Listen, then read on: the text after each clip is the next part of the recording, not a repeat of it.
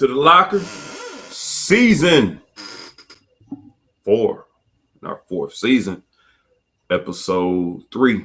We doing such a good job. The first things we got is somebody in ancient hieroglyphics. Whoa. Or what's that? Guru. And we got stream bots following us. So everybody want to watch our show. Don't nobody want to go and call in and do nothing. But we are on the locker. Stream bots on the locker. Whoever, man, let me block you real quick because I have no idea what you up to. Guru Masoom. Got Uncle Herbie Brandon on here. Hubert Brandon on here. Not to be confused with Hubert Davis. Yeah. Let me block it. This is the locker. I am Anthony White, along with Van Hiles. And last week we gave you an extra show. This week we just gonna give you the regular thing. We've added we actually added a producer. Like we have somebody to do the behind the scenes work because Van is too busy. Now, I mean, I don't know if we're really too busy, but we just, just want to come on here and share with our people. And I think a lot of people feel like it's not getting brought to a lot of people. And I want to give you guys kudos and applause. Y'all do a great job of letting people know that, hey, if you want to hear the real deal, Van and Anthony are giving it to you. Like we are breaking it down. We not affiliated with nobody, so we don't have anything to hold us back. But so we appreciate y'all joining the show. Like I said, with Hubert Brandon, Twinsburg legend, rights advocate, Anwar Stewart, coach. We just have people. I got a friend from California joining in. Like, man, we got people. So it's only 6:00 for them, but Kara is joining in. We got people from LinkedIn. Oh, snap. We on all platforms now. When you get LinkedIn, watch. Oh, dude, we are professional and we're off the chain. You can't be professional off the chain, but I guess we do a good job of it. Now, that's my reservation. I'm putting LinkedIn on here. So the first thing somebody asked me when I came to work, somebody messaged me. First thing they asked me was, What was that you were drinking on the last show? Oh, Lord. All right, well. And to be honest, it was a Taylor port. They thought it was everybody saying bourbon, cognac, or whatever, because I'm a cognac drinker, but it was Taylor port. Huh. But it ain't this week. Anyway, so we are, like I said, you're going to see some adjustments. So if you see different things happening on your social media affiliated with the show, just accept it. Keep doing what you're doing, man. We love y'all. We appreciate you. I do. And I'm sure Van does because Van is on social media more than I am. But we do appreciate it because we wouldn't get the buzz. We wouldn't have any of this buzz without the people saying, hey, have you heard this? You listen to this? And we appreciate that. You look like you got a question. You had your finger up like you was in church, in a Baptist church at that. Southern Baptist Church. Nah. Southern Baptist, right. I am busy. Sure, I'm coaching track, kids and daughters in basketball, working. It's good times, man. It's better. I'll say this: it's better to be busy than to not be busy. Yeah. Understandable. I want to get down to a couple things, man. We here, they here. We talked about this pre-show, and we don't have pre-show meetings. This just happened to come up. There's a lot of stuff that's transpired since last show. Football wise, we're gonna talk about basketball. Van don't like to talk about basketball. Basketball is my favorite sport. No, I love the way they dribble up and down the court. Yep. But we can't really dictate whether or not I'm growing mine out until February 14th. I'm growing all my hair. This hair is growing. Like I got hats on, but I got a lot of hair up here. I'm growing it all out to February 14th. I'm going to keep this because after last show, I got comments that they like the beard growth, and I'm going to fade this down. I'm going to cut my hair down on the fade, and after February 14th, y'all can see that then I was getting back to because our fans dictate the show, and that's why we love y'all, man. Y'all the best. We had a new offensive coordinator in football. We had a new running back to the staple. We had a defensive line coach on there, and we talked about Justin Rogers going to Auburn. Well, at that point, he hadn't gone to Auburn. I checked the very next day. It was official that he was going to Auburn. And I don't know if we had any drops on here about what we thought or suspected about him going to Auburn. I don't know if we had any drops. And we did get a huge get on the defensive line. No, we did talk. No, we did talk about Will Cox and Silver. Okay. We did talk about those guys. And all that happened with Liam. So I don't know if this is a rerun. Tell me if this is a rerun because I do multiple shows. I didn't talk about it. Y'all might have talked about it before I got on. Liam Cohen coming back. No, I did. I asked Larry that on Sunday. I asked Larry Vaught that on Sunday. With Liam Cohen coming back, you giddy about that on offense? What does that mean to us? Will Cox, after we got Davis, after we got Jefferson coming back and we got Jatan, who we both like, and then we lose Justin Rogers, but get the hot. Let me preface this. We have the number one quarterback in the portal. Boom. Number one D lineman in the portal. Boom. And Will Cox was highly. Oh no, Davis wasn't Davis number 1 or 2 running back. I'm like, he was top 5 for sure. Yeah. So they said we did. Somebody told me it's not a reliable source, but that we had we put in the most work in the portal. Like we had the highest rating in the portal. Oh, but Anthony, don't tell me that shit because the NIL for UK is horrible. We ain't doing shit on the NIL. We losing players because of the NIL. Mitch Bunhart needs to be fired because the NIL ain't shit. No, that's impossible for us to get the best quarterback in the portal, one of the best running backs in the portal, and the best D lineman in the portal. It's no way we can do that with the NIL deal that we got because our NIL sucks. I'm sorry. I just go on that tangent. People start to piss me off right now, dude. I am on. What's the levels with military, like level orange or something? I'm up to here with BBN right now. Some of the shit, man, really. You know what? I'm gonna start off right now. We can all agree or disagree about Severe Willer. If you don't like him, fine. If you like him, fine. No, not everybody's gonna like the same player or the same anything in any situation. True that. But Code Red, thanks, BT Mac. But when you MFers, the first thing after winning back-to-back games, your initial thing is, oh, see how we played without Severe Willer? That's bullshit. You ain't saying, oh man, the guys really played well tonight, or blah blah blah, this and that.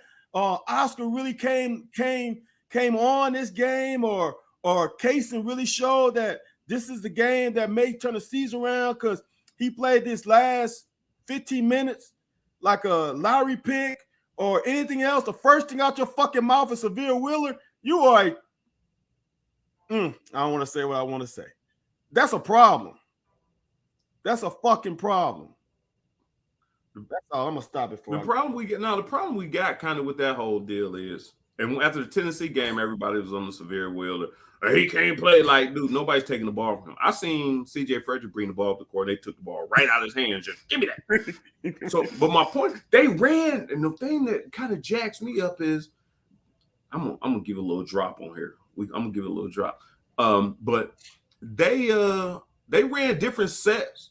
When Willer wasn't in the game, and maybe because it wasn't Willer in the game, and we had to move the ball more because you can't take the ball from Willer. But I'm with you, man. You ain't said nothing wrong. Like, you ain't said nothing wrong. I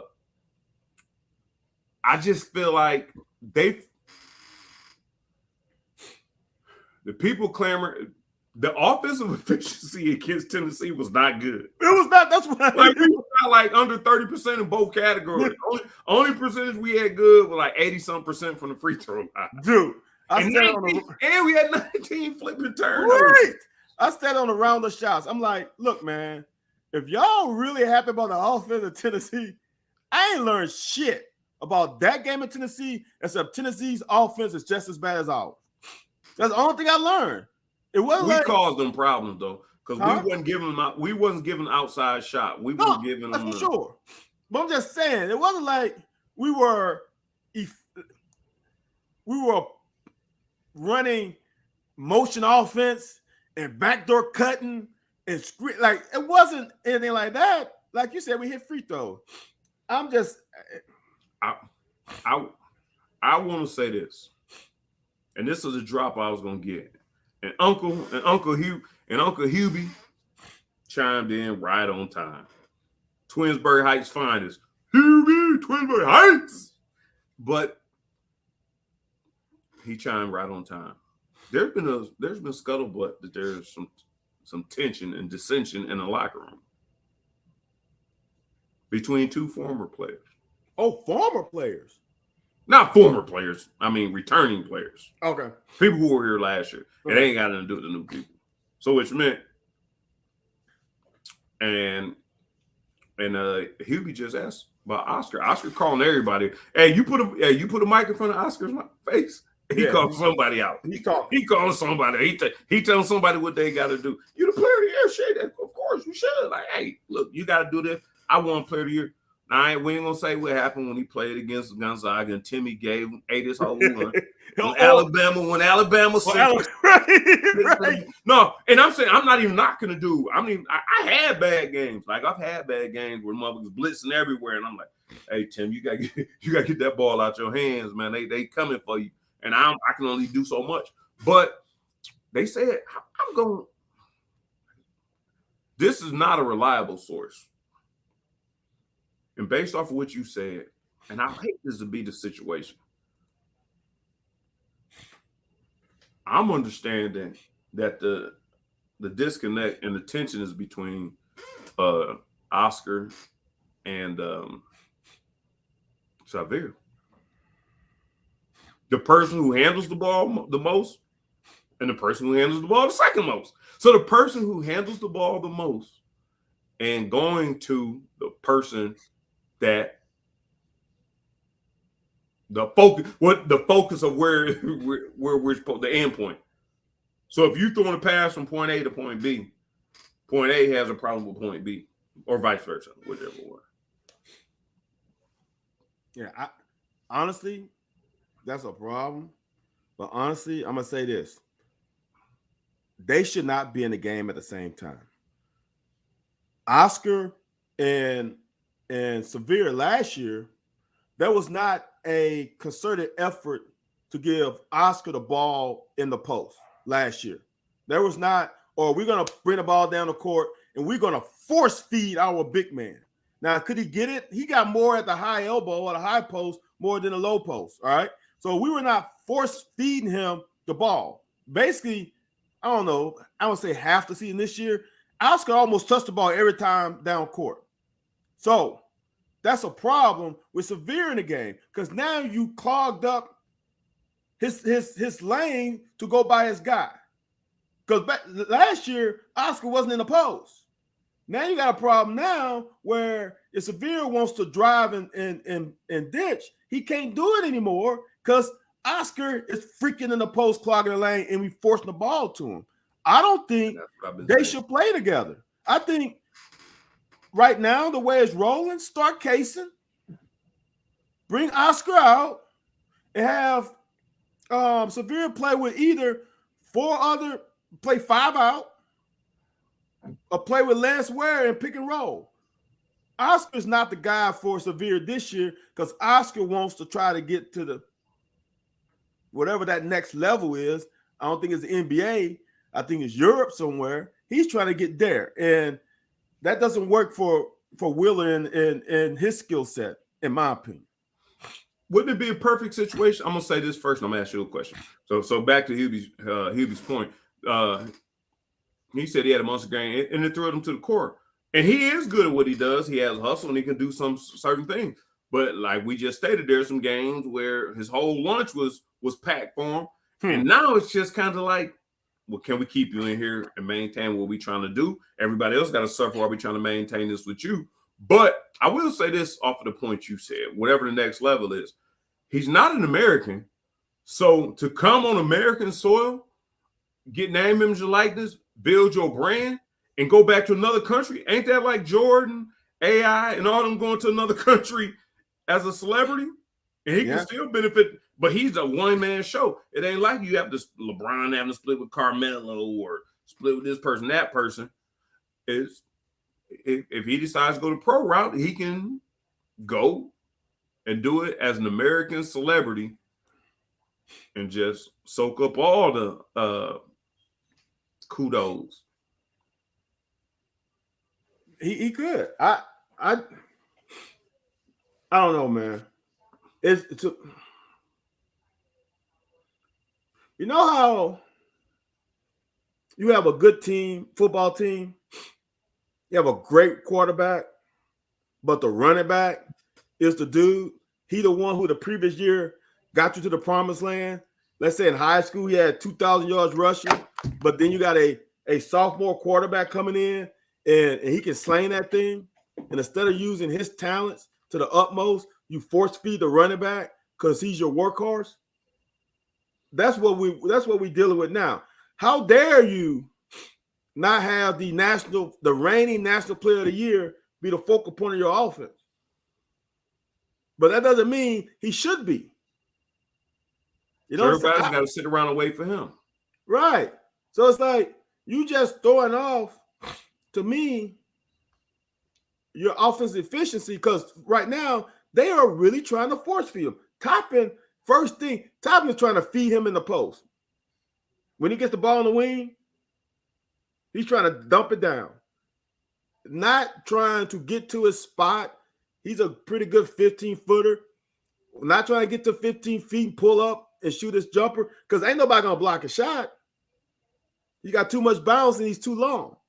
But his first thing is, let me feed Oscar. Yeah. Jay Hayes want to know, he said he's trying to get to the promised land. What do you think the promised land? I said what I thought, but for the basketball team? No, you said Oscar trying to get to the promised land. I don't know, dude.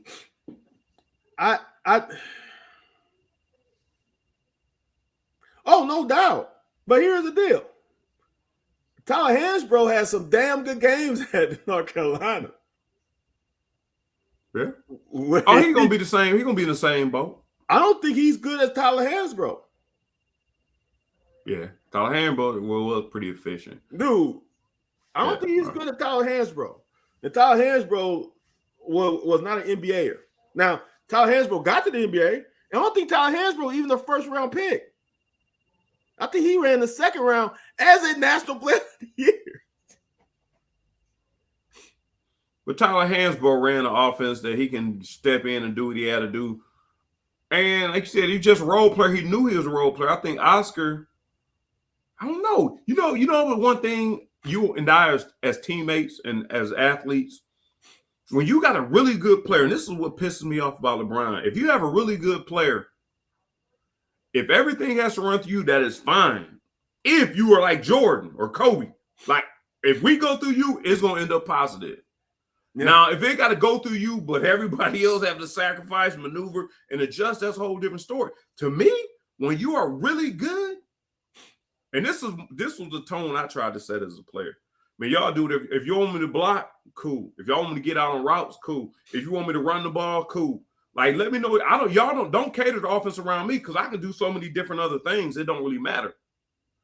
And that's why we talk about in football, we talk about our safeties. You talk about some. Like, we got safety packages where some people can lay the wood, some of them can cover, some of them got range, some of them can drop and got hands. Like, it's just, so my whole point is, when you talk about Tyler, and just, talking player of the year and in general, if everything has to stop for Oscar to be successful, that is good. If he's Jordan, if he's Kobe, And LeBron going to first. So I'm not putting LeBron in that conversation because if you think like the best option is LeBron, he may defer if a guy is wide open. For sure. Because that's the best basketball play. It ain't the winning play, but it's the best basketball play. So, and that's where I'm kind of at with Oscar. Like, I think a lot of things have to be perfectly in order. And like I said, the teams we did beat weren't talking about anything. Like Michigan State, man, dude kept curling on the elbow. Now that wasn't Oscar's guy, but they come down, they got a set plan. We got to do all we do, and like you said, Severe's gonna pound the rock. If we get it to the wing, their goal is to get the ball in the Oscar because we don't want Severe with the ball anywhere above the free throw line. So I don't know. I just think it's subtraction by addition. I said it backwards for that reason. Trying to get Oscar to be productive and successful, I think takes away from at least 2 to 3 other players on the court. I love the way, I will say this, and for everybody who complains about Cal's sets, when he had CJ in the game and pinned down screen on Oscar to get him to the block, that was sweet because you did it with a shooter so that the guy who's guarding CJ couldn't, in essence, take Oscar off of his path because he was worried about CJ. He could have slip screen him to the top of the key and had an open 3. So that allowed Oscar at least to get to the block without having to struggle to get there. But then you got to count on him converting. This is a situation, how I always say, styles make fights. These last 2 games fit more into Oscar's wheelhouse. Oscar can't handle athletic length. And none of these 2 teams, Tennessee or Georgia, had athletic length. Alabama murdered them because they were athletic. I mean, it was nasty. I don't know, man. I just think now, I think you kind of found your lineup. Although I like 2 shooters being in the game, I don't like Fredericks and Reeves being in the game for that long because neither one of them plays great defense. Although Fredericks has come around. Fredericks has played damn better than I thought he would ever play defense. He's come around. And maybe you used them for the closeout time, the last 5 minutes. But we all forget some of the impact plays Severe made in the first half of this game. That strip on that easy transition basket was huge early in the game. There's things he still does well, man. And I just don't like how people, the first thing come out of their mouth is him. And he's not a bad kid. He's not popping off either. Yeah, he ain't, like I say, he ain't down there in Tuscaloosa doing drive-bys or nothing. So right. I mean, stop, man. Too soon, man. Oh, my bad. Yeah, my bad. I was gonna pull up these stats. I'll pull up these stats. Hold on. Give me 1 second, my people. Oh no, I don't want to do that. I would say this while you're looking. If Kaysen can push the ball like Severe to post the defense before they set up and see if we can get an easy bucket, he would be unstoppable. But he's got to push the tempo sometimes to see if we can get a basket before they show up. Yeah. This is kind of what we're talking about. Like you said, I mean, you're looking at Casey. Casey had 22. Yep. He came on at 18. Oscar had 15. 30. I'm looking at the wrong. I'm looking at he had 37. Casey had 17. Reeves had 11. Jacob had 11. You know, the one person a lot of people talk about, and I like him just because he's from Akron. He's a LeBron protege. And he young, him and Thiero. Yeah. Them jokers are young and they kind of clumsy with it, but they heart and their attention is in the right place. I agree. Man, when they get their feet underneath them, yeah. Oh, it's gonna be some real problems. Here's the thing about I hate the fucking plus minus. So damn, Antonio Reeves and Fredericks went 2 for fucking 10 from beyond the arc. 2 for 10. But their plus minus is high. When Oscar goes off, now part of it is because you do give Oscar a little space for having 2 shooters on the court, because you can't drop and double team them, because you can go that backside baseline 3-pointer and have it uncontested. Right. So just because there's the plus minus, there's reason why some, like, who is mine? Like Severe is -9. Come on, man. So you think Chris Livingston is +9? You think he was +9, +18 more than Severe? Right. Don't be going by this plus minus. Don't be cherry picking damn stats. When I look at this thing, you got 2 shooters. Your shooters is CJ Frederick and Antonio Reeves. When they go 2 for fucking 10, that's not fucking good at all. Oh, that's true. But damn, see, this is a fucked up thing. Y'all Tennessee, people were driving by Jacob Toppin the whole game. That's what people say. That's what I'm saying. You cherry pick stuff. Wasn't people driving by CJ Fredericks earlier in the season? Wasn't Oscar getting killed on PNR? When you got an athletic big man against Oscar, he and like I said, I'm not sure he needs to be on the court when you got an athletic big man. And Alabama showed that. There was another team we played besides Alabama and Gonzaga. Yeah, you're right. It wasn't. I don't think they beat him up bad. No, but when they wanted to go to him, they definitely got him. Let me look at our. Here's the thing. Here's the other thing I'm gonna say, and this is from basketball to me 101. Learn this, and definitely high school, maybe middle school. If you want your point guard to put pressure on their point guard, you gotta have help side defense. You have to. If you want me to put pressure on a point guard, he is gonna drop. He's on scholarship too. Remember that. Right. He's gonna drive by me sometime. The deal is, I'll never forget. I had a great coach. When your guy goes by you, you find the guy who comes and steps up, find his man. You know how many steals I got because the point guard wants to bounce pass it down to the post? Once he passed me, I don't freaking try to keep on him. I go to the backside or the front side post, whichever it is, if you're left-handed, and I go steal that ball.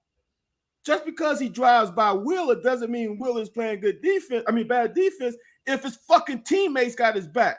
If you're putting pressure on the point guard, you got to have help side defense, period. I don't care who's guard. I don't care if damn if the glove is out there, Gary Payton or damn what's the name for the Clippers? I don't care who is. He's gonna go by you.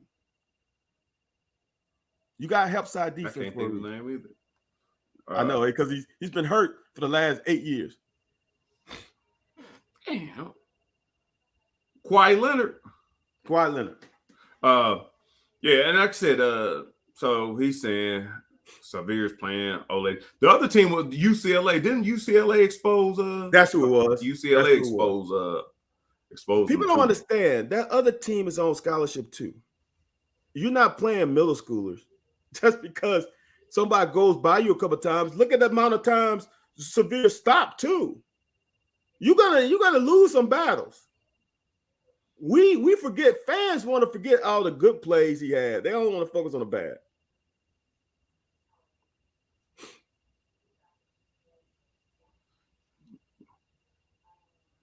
So Cobby Cobb says, can your getting lost in the trees getting lost in the forest for the trees, even when they are making shots, Frederick and Reeves force spacing, even when they aren't making shots, Frederick and Reeves force spacing and keep teams honest from opening inside for Oscar. Do you trust Oscar to be that dude? Oscar's not Hakeem. Oscar is not Shaq. I know that those are bad ones. Oscar's not Tyler Hansbrough. When Tyler Hansbrough got that ball on the block, Hansbrough's feet were great. he's gonna get a good Had a shot. go-to Oscar move. As soon ain't as he there. got it, he had a go-to move. He had a move. Oscar ain't got that shit. Oscar, and this is what I want to. I love Oscar for all the other stuff that he does. There's no doubt he's a great kid. He needs to wear his damn headband. But I saw you. But do you trust Oscar in the post, like you said, with shooters around him? First of all, to kick it out to the right shooter when he's double teamed. Number one, and number two, if they don't double team him, do you think he's got a post game that's strong enough to almost make 80% of those one-on-ones against anybody on defense? I'm not. Right.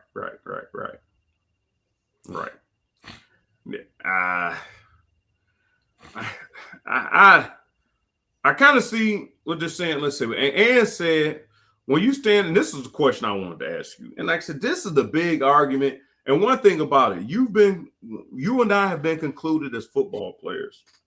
You played a whole lot of basketball. I played a whole lot of basketball. I probably wasn't tall enough to take the basketball route. I ain't lose a whole lot of basketball games my whole life, even as an adult playing rec or in other leagues afterwards. But he's a football. My point is, I understand basketball. All I want to do is get the ball in the bucket and stop you from getting the ball in the bucket. And it was one of our favorites. Number one, she is number one fan. And number one. And I said this, do you not watch enough basketball or cats to see that what happened in Tennessee and what happened yesterday, if you watch Severe pounding the rock, this is what I want you to go back and do. Anybody who supports Ann's thoughts. When Severe is at the top pounding the rock, which I don't like. I don't like LeBron pounding the rock. I don't give a damn. LeBron is the best player on the team. I don't want you pounding the rock. Nobody else is moving. Nobody is moving. What is he supposed to do?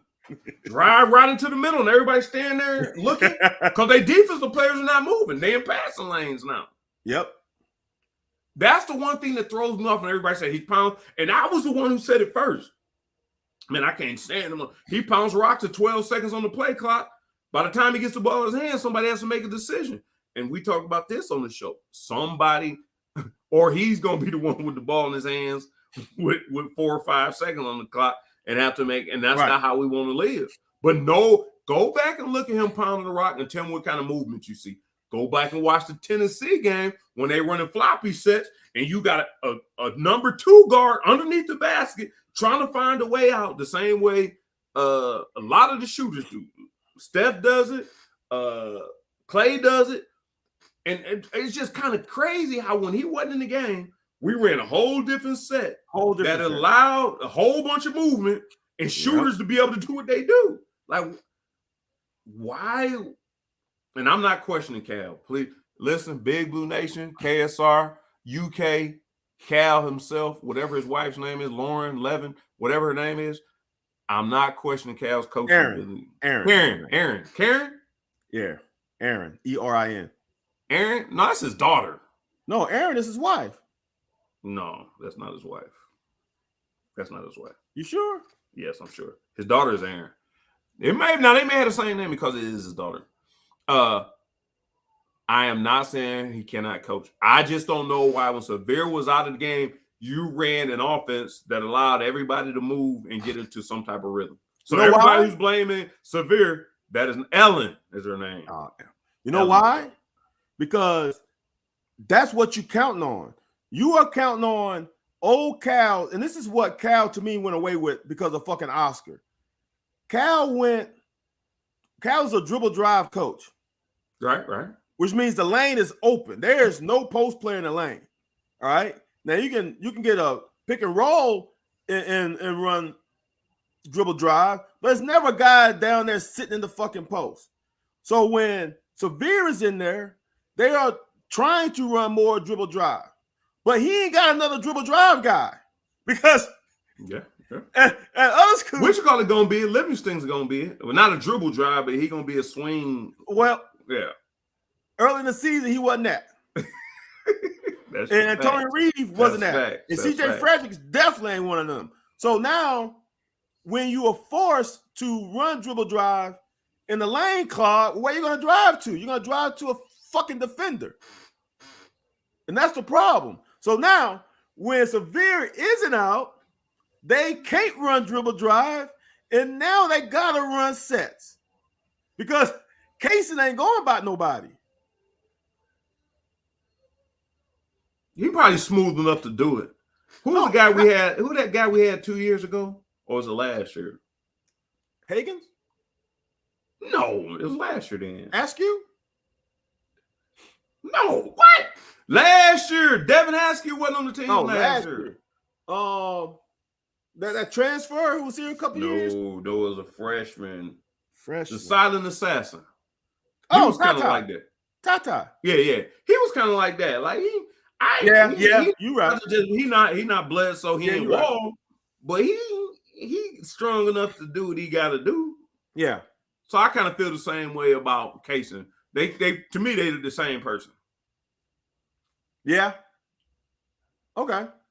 I think Casey's a little bit bigger. I think Casey's able to handle a little more contact at the rim than Tata could. Yeah. It seems that way. Maybe the build or whatever they done been through. But I'm gonna say this, and then we're gonna move to football to close this thing out. Because we halfway through the show and we've been talking basketball. I know your head hurt, that's why you're rubbing your head. You don't like talking no basketball. It's not that I don't like talking basketball. I don't like talking basketball with BBN because there's too many experts already in the atmosphere. So why fucking talk about it anymore when everybody already has the fucking answers? So therefore, that's why I rather talk women's basketball than men's basketball, because everybody's a fucking coach and everybody's been to practice and everybody fucking knows how players are fucking practicing. And we should be playing these players because they on paper should be. That's why. My man. And I don't even like agreeing with your ass. My man. Yeah. Hey, I understand. I appreciate that. Yeah, Tata did set the single assist record. I guess once you throwing the ball into, I think, and one thing about Wheeler is limited because he's short, which makes his extremities a little bit shorter. So his passing angles are different or whatever. Okay, Anthony, you played point guard, right? In high school, right? No, I played shooting guard. Okay, so we both play shooting guard, all right?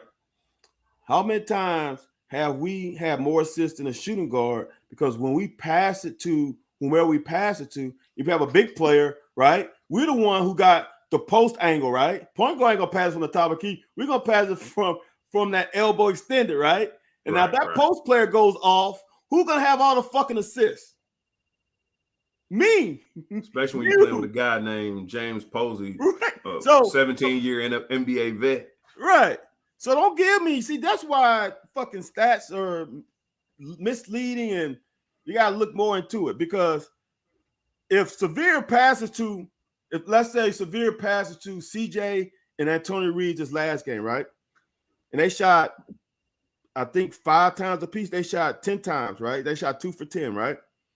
What if I drove, pitched it back out to you, and you had of those 10, 8 of them was wide open, and you only made 1 apiece? Now I only get 2 assists, but I fucking did my job. Drove, pull your man from you, pitched it back out to you, and you fucking choked it down. Now, why don't I get an assist for just giving a damn good ass pass? Because that ain't the game. So that damn assist shit, man, is totally misleading because players got to make shots. And if they make shots, that's why you get the assist. It ain't always, you know what I'm saying. I don't even go into it. No, I agree with you. I agree with you for once. Because my point guard was pissed, dude. I get 8 or 9 assists. He hot because he should get a hockey assist. Because all I did was catch and pitch, right? I ain't really do shit. My guy who I passed to was just hot. Our point guard was my quarterback, which was also my best friend. He averaged more rebounds than me. Now, mind you, his joke was only like 5'7", 5'6". Damn. He averaged more rebounds than me and more assists. but I averaged more points and more steals.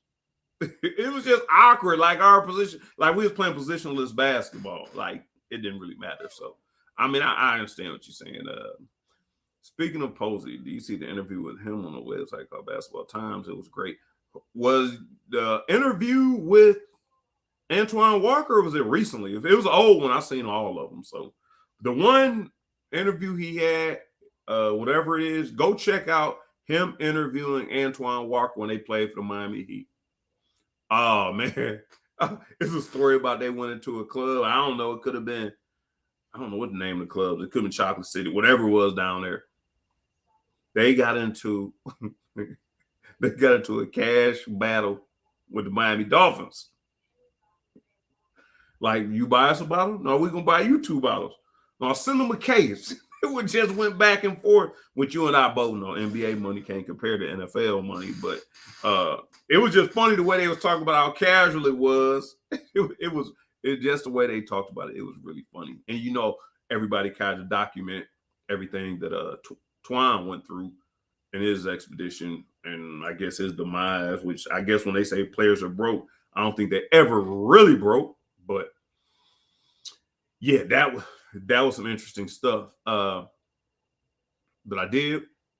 We got 15 minutes left. I did want to get your take, and you may have already given your take on social media. Liam Cohen coming back. What does that mean for the Cats? You know, we got our receivers, Leary. We got the top quarterback in the portal coming to us. Also wanted to, I don't know the details, but if we got time, I do want to see what's going down in Florida and people paying people tens of millions of dollars. Like, what's going on here? Right. The running back room is going to be thick. What do you think about the running back room going to be thick? And getting our boy Silver, North Carolina, after using Justin Rogers, is that possibly a damn upgrade? That's the question I had. And I got my damn thoughts, but all right. So let's start with Liam. I think we both came on here a while back and not questioning Liam because he is a good play caller. He is a good game day schemer for sure. I'm not gonna question that. better than Yeah. you think so? Okay. I'm gonna say this is what. See, there's so many layers to that because I don't know if. All right, you're right. You make me Eddie Grant. Now you know what, people that's listening, he cut me off before I said it. I'm not talking about Scangarello. I'm talking about Eddie Grant when he said best play caller. Yeah. In-game play caller. Here's that's a good one, man. Now, what Grant was great at, to me, is scheming around his players and creating innovative ways to get the most out of his players. I keep saying this. In 2019, he ran 3 offenses. 3 different offenses. The second one was similar to the first one, but the third one with fucking Lynn Bowden was totally different than the first 2. Right. So here's why I think Liam is better.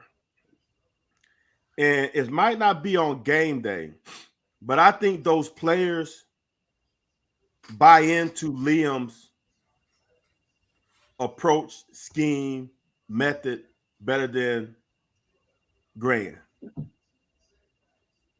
I think Liam's ability to reach the kids is better than Grant. Not by a lot, but I think he's able to that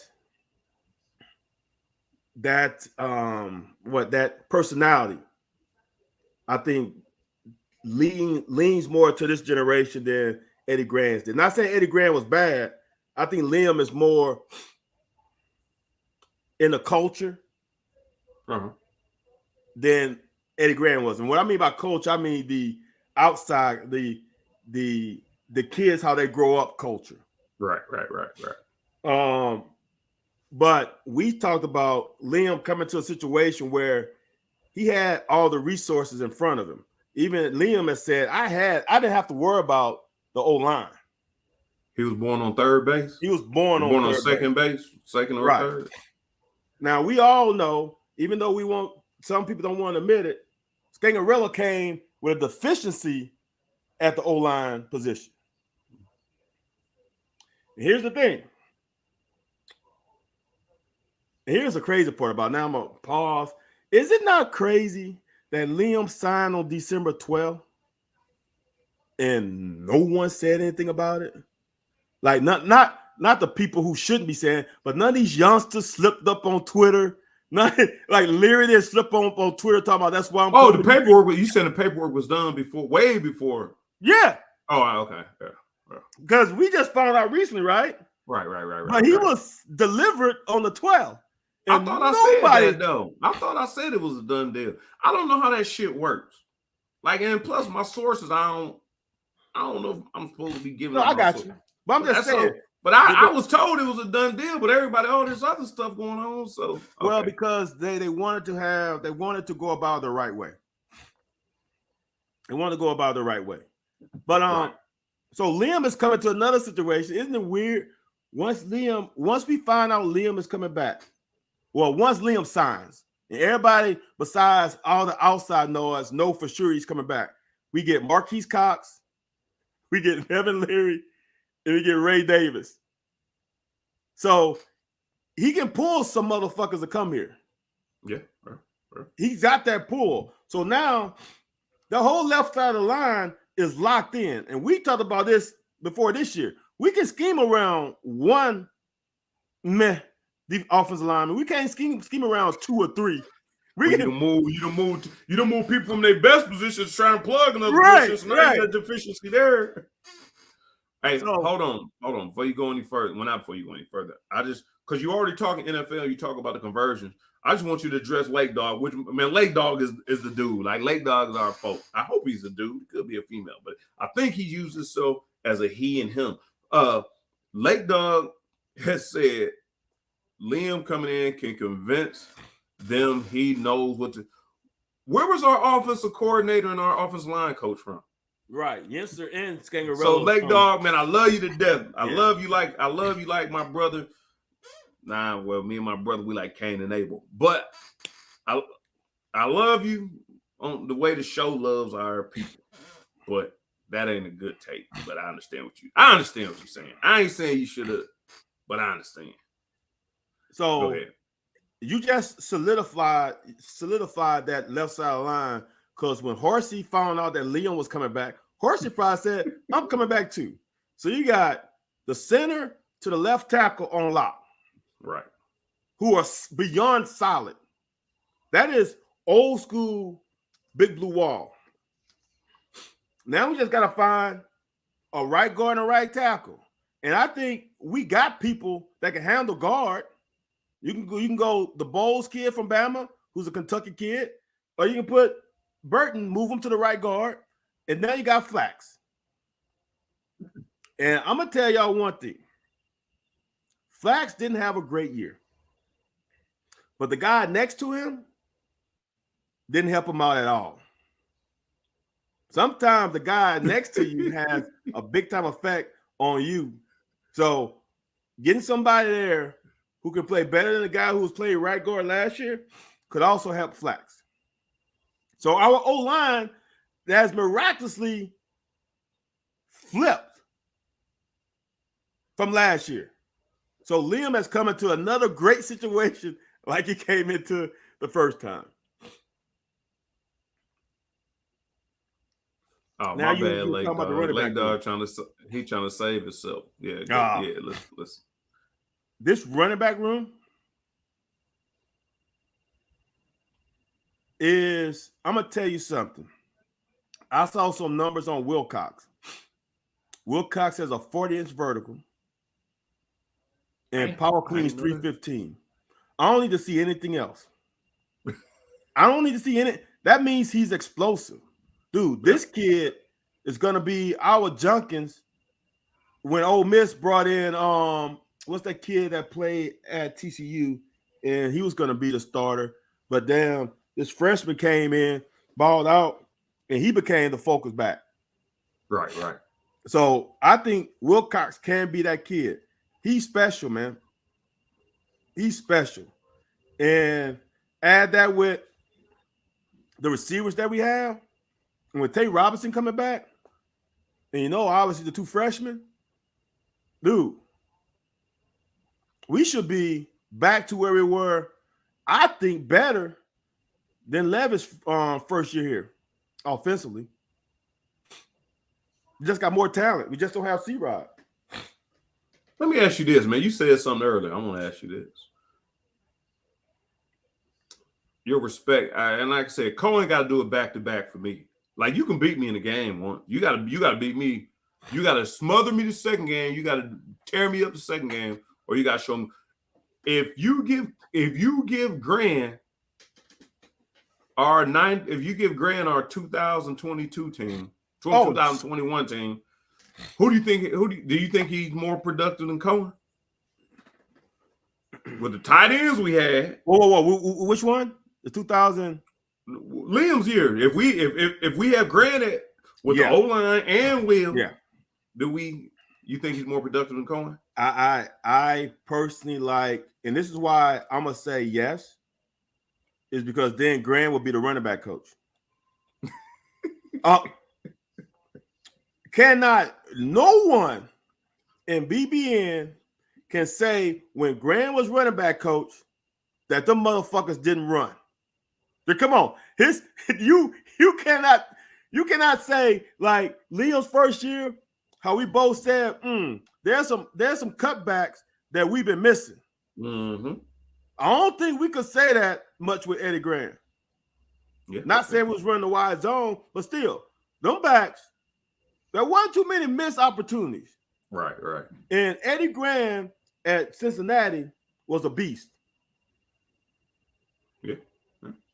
So now the system would be different. It wouldn't be a pro style system taking snaps under the center. I think it would be as good at worst. At worst, it would be as good. There you go. Ooh, leg dog. Damn.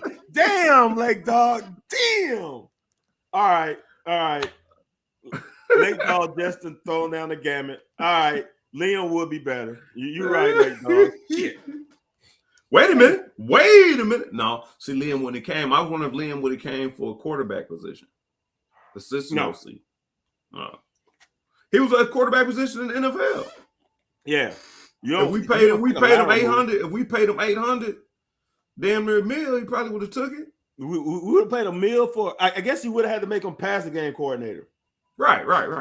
Okay, maybe. Yeah. So damn, leg dog, you ruined my evening.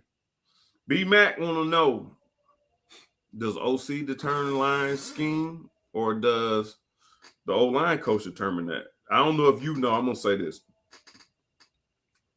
From my understanding, the last offensive coordinator we had was who's that little motherfucker that because he was little had a problem with everybody? Dictator. Offensive coordinator? No, I'm talking about in world geography. I mean world history. Napoleon. So he had Napoleon complex. Whatever he said, man, I'm trying to be discreet. Okay. I'm saying. I don't want to repeat nothing, and I don't want to say where I got the information from. This little MFer, whether he was right or wrong, he was gonna die on that mountain, which is fine. Because if I'm the coordinator, if I get fired, I want to get fired on my circumstances. And that's what he was off of. And a lot of times people question him, opposition, assistants, question him like, hey, we killing you on this. Like, no, they gonna figure it out. And that is a way to coach that I'm not gonna change what I'm doing because you're not picking up. No, we want you to grow into what we're doing so we can elevate that whole aspect. That's the His Michael whole Mark. thing was whether it's working or not, we're gonna keep doing it my way. Yeah, we 9 games in. We gonna get it. Hey, at this point, you ain't coming back next year, so you can do whatever the hell you want to do. But what I got from everything was that he dictated everything right or wrong. And that's so typically how it goes. When I played, the offensive coordinator told the offense, told the O-line, told the running back, told the receiver, told the tight end coach what they wanted to accomplish. And that was it. So when we come into the team, if you got to get outside release on this play, I don't have to tell you that. Like I told your coach that on this play, you need to get outside release. So if we watching film, you don't get outside release. Coach, why you ain't get outside release? So my take is typically the O-line coach should do their own schemes because they know the personnel, they see the deficits in players, and I think that may have hurt a lot of people. And it may have hurt a player to the point where he transferred because he didn't get the attention he needed to get because the OC was so determined on we're doing this, we're doing that, we're doing that, and it didn't help the players develop. And that's something that people have to understand. Like Liam had issues realizing the hash marks early in the season, which we said on here first, just FYI. But NFL coaches have an issue sometimes coming to college is because these kids they are student athletes. When you get in the NFL, that's your fucking job. Right. You ain't got nothing else to do. You come into the facility at 7:00, you should be working on your craft. So if we want to run wide zone, we ain't fucking changing to no inside zone shit. Our offense is predicated on the wide zone, and everything is fucking built off of the wide zone. The foundation of the offense is wide zone. So your ass as a left tackle, right, left guard, center, right guard, right tackle, your ass better hone your craft so we can run the fucking wide zone and then run play action off of it. If we can't, we will go on the free agent fucking trail and find someone to fucking replace your ass. You can't do that in college. And that's probably, if that was the issue, Scangarello couldn't understand that. You got to play to the talent of your team. And if they can't run wide zone, you got to fucking scrap that shit. Period. And that's kind of, I think, where we get to with the whole, something else came up on here. Somebody saying something about Scangarello. Oh, and he said personnel or head coach. What about the personnel or head coach? Did somebody bring it up on this show? I know they brought it up on Sunday morning what they was talking about. Well, C-Rod came out. We got all the way down the goal line. C-Rod came out, and they asked Scangarello, why did C-Rod come out? He said he don't know. Well, and that's one thing that pissed me off about punk-ass coaches in general. If you're going to be a hard ass, be a hard ass. Like, take it all the way to the grave.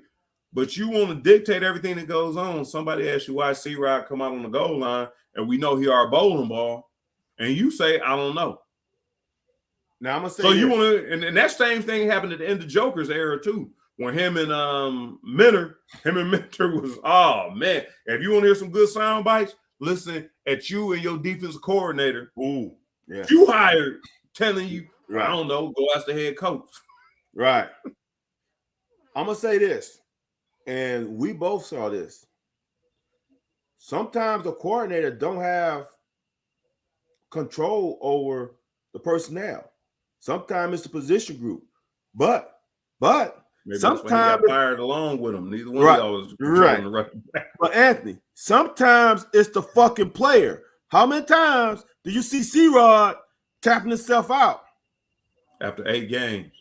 So the question is, who subbed him out? Sometimes he subbed his own self out, and to me as a coordinator, I don't know why. He came out the game. That. No, I bring that down in rules in the beginning of the year. When I tell you line up at 7 yards, I want your hands on your thigh boards. I want your feet square. Mm-hmm. I want you leaning on your balls of your feet. I bring that up in that. Yeah. Any point in the game, I don't care if you dog tired. Stay into the game and let me run a play where you don't have to do nothing, and I can get you out. Don't come out. Now I got to readjust my whole play calling because you not in. Right. And get you a sub in. And Right. I'm talking about that is step one for me. Yeah. So, and you know, like, yeah, and I ain't gonna bash no kids, but this is gonna sound like a bashing. That this same kid we talking about, same kid who didn't play in the bowl game after only playing in 8 games. Like and then you ran several infractions out on the off season. Like that is, I ain't gonna say this because no, I'm not. I don't know if Wilcox went to C. Riles School or he just from that same area, like that same region or that same district. Oh yeah, they both from Douglasville, right? From Georgia. Yeah, I think Douglasville, so. Yeah, they both from Douglasville. I think he might have went to a school. Yeah. Douglas or Douglasville, whatever it is. School. And I'm not. I know Wilcox ain't that dude because I met with his coach. You wasn't in town when I was there. Kelly and all them came back. I was there. Okay, and yeah. So that dude, like that dude was right. That's his dad. No, not really. His dad is back. Well, long story, long side story. Okay, y'all want to find out. Once he starts playing, they will do his background. That is absolutely not his dad. His dad is not available to be with him. But that he was his mentor. Basically, he was his mentor. Okay. So he introduced himself as his dad, but that was his mentor. But yeah. So, and I know they have two things have nothing in common, and I think C-Rod, Rich. I'm sorry. Huh? They went to different schools, but they from the same city, right? Same city. Yeah. And I know he said something about him breaking or doing something about C-Rod's numbers or whatever. But I think you're talking about two different type of people. And the last thing I wanted to get to was I'm gonna spill a little tea on the table. I ain't gonna spill a little tea on the table, but we talked about the D line. So Keyshawn Silver? Do we have is that an upgrade? Or do you what do you think about that? Because one, I know a guy that coaches football. I know a guy, not a guy on the locker. We had a Justin Rogers watch for 2 years, and that's why I gotta get what you call it. I gotta go see the eye people. I do have to go see the eye people because my eyes are bad. And it could be because I'm looking for Justin Rogers the whole first 2 years. Stop. But no, I'm serious. I'm not. That's not serious. But I do. My eyes are bad. Like that's why if you ever see me look, my eyes get half closed, like your stuff do when you don't have glasses on. So that's why I got readers. So that's why I got to go see the eye doctor. So we had a Justin Rogers watch. Maybe not. No, it wasn't because of him, but same concept. Yep. Last year. Bowl game, he contributed. Like last couple games, he's contributing. Like he's in there in rotation, making plays, hearing his name being called. And now, because you want a couple of pieces of coins, you're gonna go somewhere else after somebody has spent 3 years developing you. So that's why I'm curious as to because I know and people might feel like, well, we got Silver, he done been committed to 2 different schools. And we get him from North Carolina. It ain't as big as the SEC. Well, we had a guy who sat on the bench on the SEC for 2 years and used sparingly and, contributed last year. But the understanding that people don't know, I think, is that this guy, we wanted before. He's the top defensive player. So now he's developed into whatever he is. He's the lift weight. He's developed into whatever he is. And he's a top defensive lineman in the portal.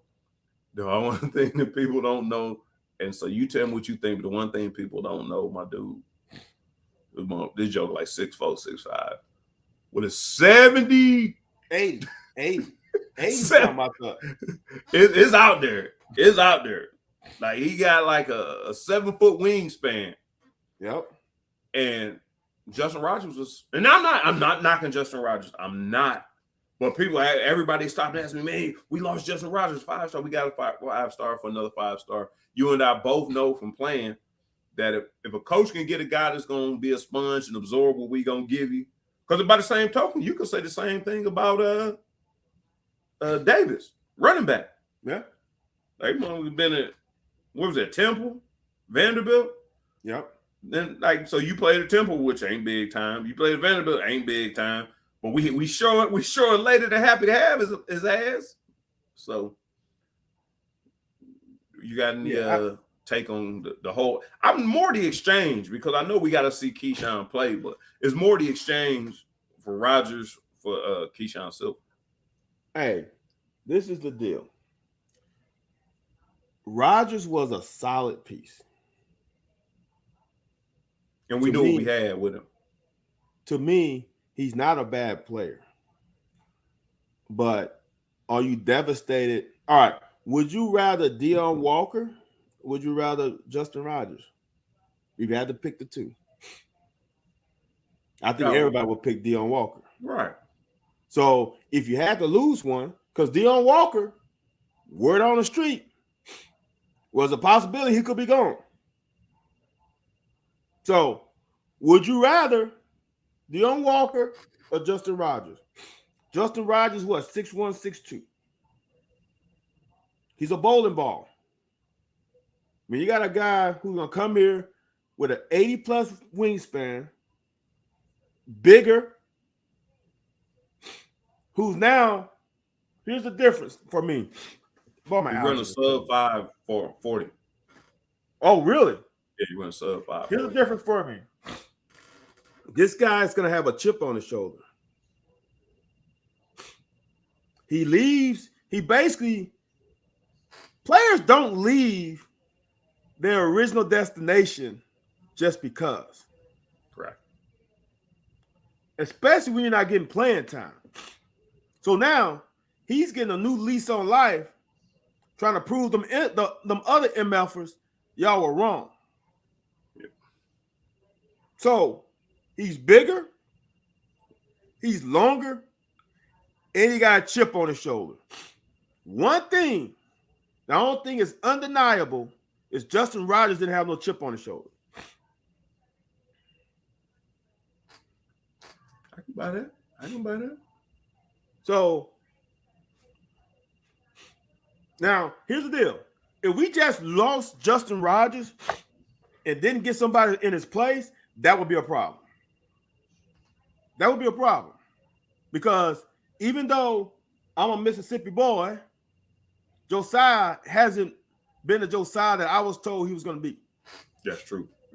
So losing Rodgers and not getting somebody to replace him high caliber. So now you just lost a 5. Here's the other thing. Anthony, how many times do you lose a 5-star and get a 5-star at Kentucky? That's the point right there. The point. To get a 5-star at Kentucky was huge. It's crazy. So I would say for me, he's younger, he's bigger, he's longer, he's an upgrade. All of that sauce down there. That's all sauce. Saucy sauce. But I had the last question to get up out of here on. It was football wise, I thought. I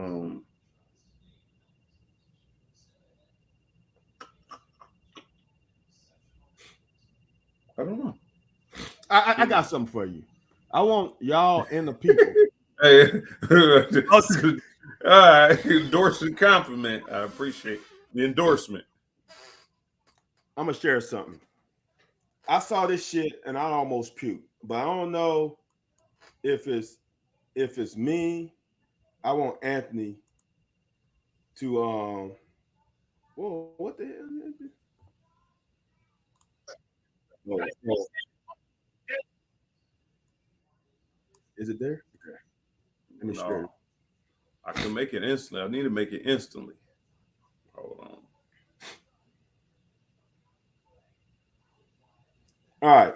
Now this is Tim Brewster, who's I think he's gonna be tight end coach at Colorado. He's not even a fucking coordinator. And this video's from where? So we from give Colorado. Credit? No, the video's from what?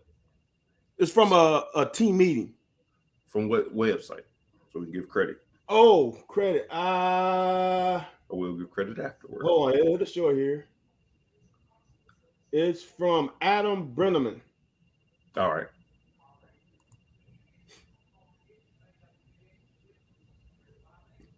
Because you know we Now, about to okay. we moving bigger, so we don't want to reach no Okay. infractions. The bigger we get. And I'm sure it's from other people. That's who I just bookmarked from. Right. Now he's entering this damn college, new coach, new system. He's entering in this team meeting like this. This to me rubbed me the wrong way. There's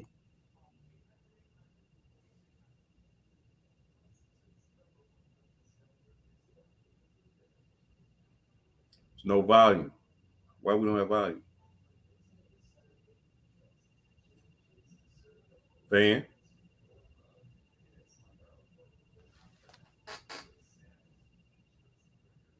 Can't hear it. No, we cannot hear it.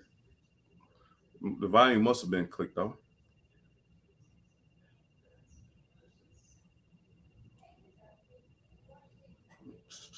Ain't nothing I can do.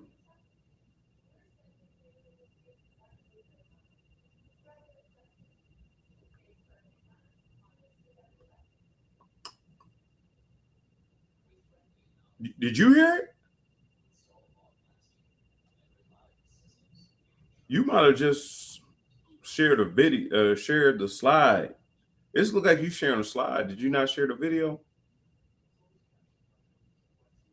I can't hear you now. I can't hear you. Can you hear me now? I hear you now. Okay, let me see. Do I have to share?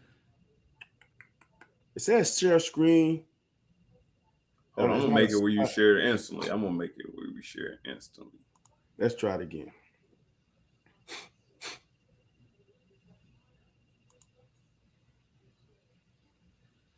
Maybe I got it. Let me do this. Let me share this. Let's see if this works better.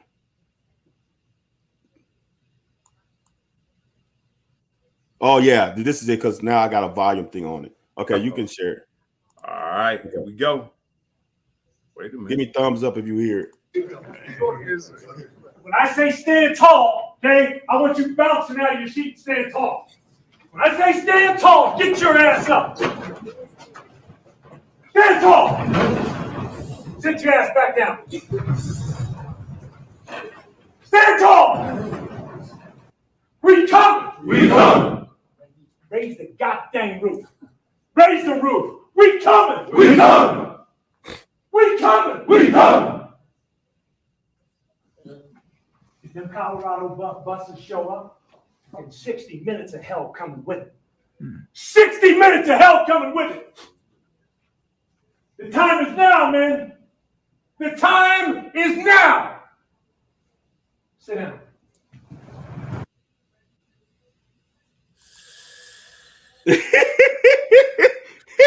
Bro. Bruh, really? Bro. Man, man. Deion running around with any old clowns, man. Bruh. With the clown emoji, man. Anthony, did you hear that shit? Dude, his son was in the front row cracking up. Now, you know what we're going to be doing after that meeting. We're going to be replaying that shit, clowning the fuck out of him. You know me, I'm clowning the fuck out of him. What the fuck? Seriously? Yeah, man. Lord, I can't imagine. Like I can't imagine it. That's that. Hold on.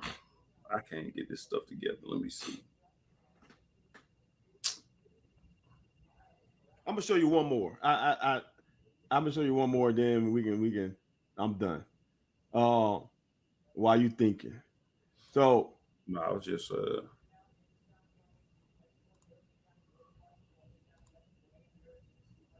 now this is one guy. I gotta share this thing again. This is one guy whom I personally don't really care about. Oh, you about to share something? Yeah, I just want. Hey, that right there. That's what I heard on that thing. I don't know what you heard. That's what I heard. But yeah, for sure, no doubt about it. Nah, go ahead. We on you now. Okay. Now this is from Brendan Thompson. Now this is Dan Campbell. I'm not a big Dan Campbell fan, not at all, because I don't want to even talk about it. I don't think he's the right coach, especially his record compared to another guy who used to coach at Indy. Same record. They let his ass go, but this guy has a little bit worse record, and he's fucking still there. Bring it up. Bring it up.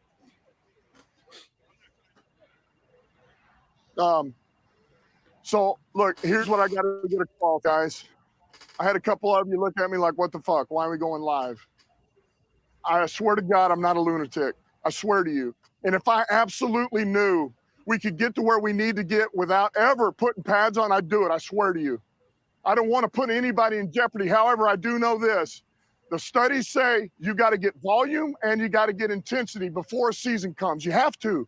If you don't, I'm not getting you prepared, not only physically for injury, but also for us as a team to get better. Defensively, what is the essence of what we do, man? What are the two things? Pursuit and tackle. Pursuit and tackle. Man, if you don't work on tackling, if we don't work on run after catch, making a move, man, what are we doing, man? Then we finally get to week 8 and we come to life because we got enough reps. But I'm telling you, honestly, I'm doing this because it actually does help you with injury. If we do it the right way, and we're not going to do it every day, but I got a plan, I swear to you. All I think about is you guys. That's all I think about, man. That's all I fucking think about is you guys and how I set you up for the best fucking possible, the best possible advantage I can give you to have a season. I swear to you, man. I just need you to trust me. That's all. Please. Let's be better tomorrow.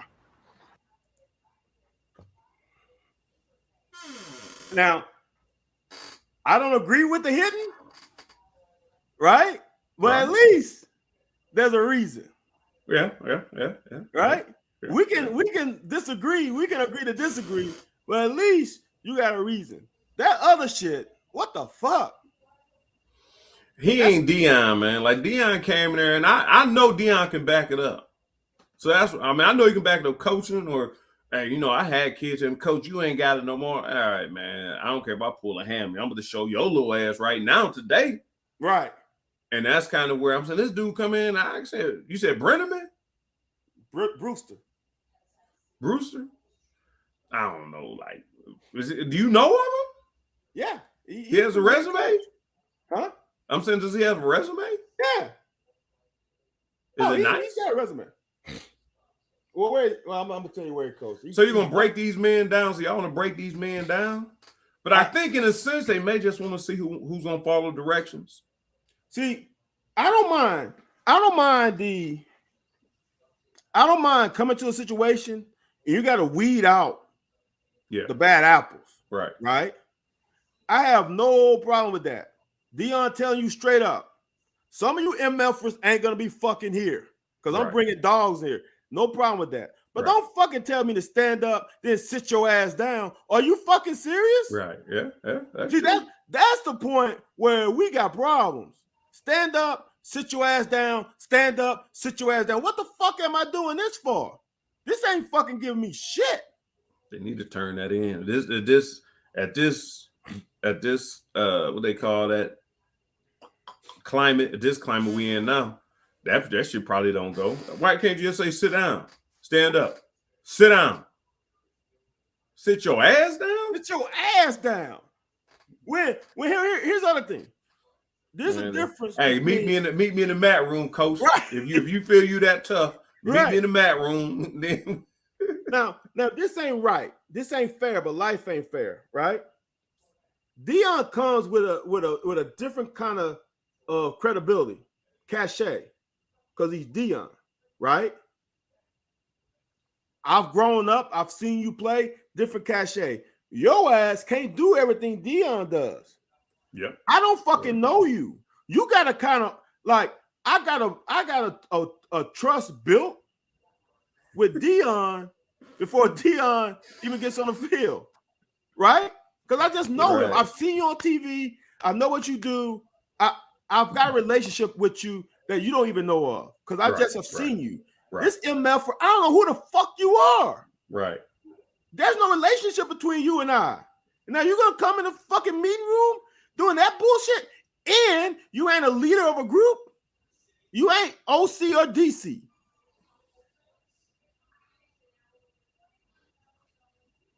Fuck him. I hope he ain't player personnel. Ooh, I'm pissed off, and I'm not even on the fucking team. I saw that shit, dude. I was like, dude, are you fucking serious? I wish I'm gonna go back. If you get a chance, y'all, go back and watch that video. See if y'all see Kvassier smoking there, going up and down. Well, I ain't think about that one. I'm like, I gotta slow it down. I gotta slow that one down too. Oh snap! Like, man, you left here for that? I don't know, man. I don't know.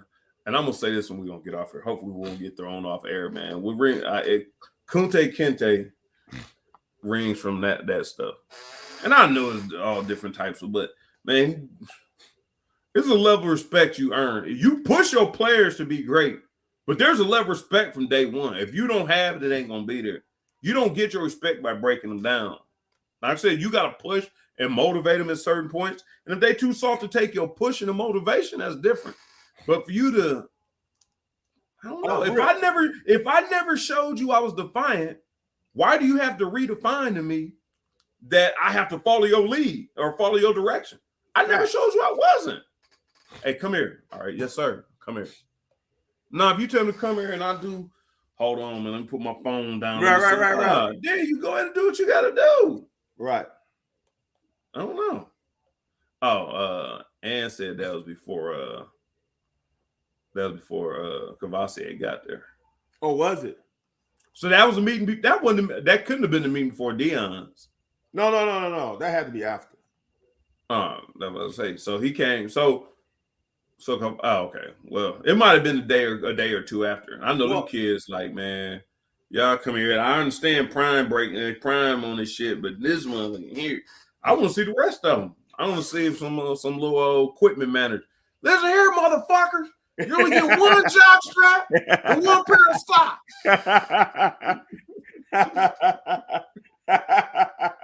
Look, hey man, you don't know. This is what I'm gonna say when we get up out of here, because this is the shit that bothers me, and I think I learned this from my dad, because my dad wasn't the one that was like, my generation did this. Just because your generation did some shit doesn't mean it was right. Just because back in the day, your coach didn't let you have water during football practice, didn't make you fucking tough. Right. You just did what the fuck you were there. It is this is toughness, no water. No, you just so you can get dehydrated, so you can cramp. Like your body's craving water. Well, no, you don't need water. We want to see if you can cramp. Right. So bullshit. Just because back in the day when you got your bell rung, they gave you those smelling that ammonia, it woke your ass up, you got right back on the field. That doesn't mean that's the right way because your ass had to do it. It doesn't. It doesn't make you tougher. It doesn't make you more right.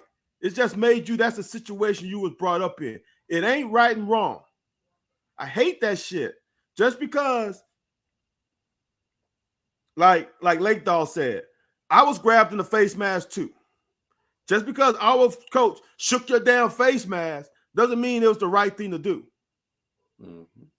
So fuck all that. Oh, well, when I play, blah, blah, blah, blah, blah. Who gives a fuck? You ain't playing now. So stop all the back in my day shit, because a lot of that shit that we did back in the day was bullshit. Yes. And there you have it, people. Episode 3 of 2023.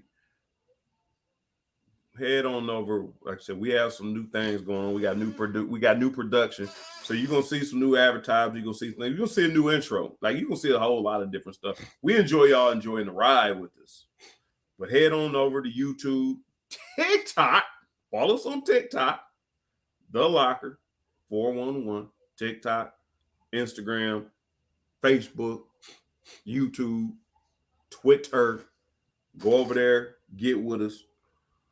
Keep following the show, man. Send your suggestions in. If you want to see some guests on here, let us know who you want to see on here, because I can't believe in 4 years I done finally agreed with Van on something. My stomach is hurting. I'm about to go to bed early because my stomach is hurting. Yeah, like, subscribe, share, follow, but head on over. I think the algorithms help us out a little bit more on TikTok. So follow us on TikTok because we got new stuff coming. You got clips coming. We got a lot of information coming on TikTok and other social media sites. So if you ain't following us on the other ones, go over there. We gonna keep doing what we doing. So we appreciate you all, and we will see you back here next Wednesday for episode 4. Appreciate it.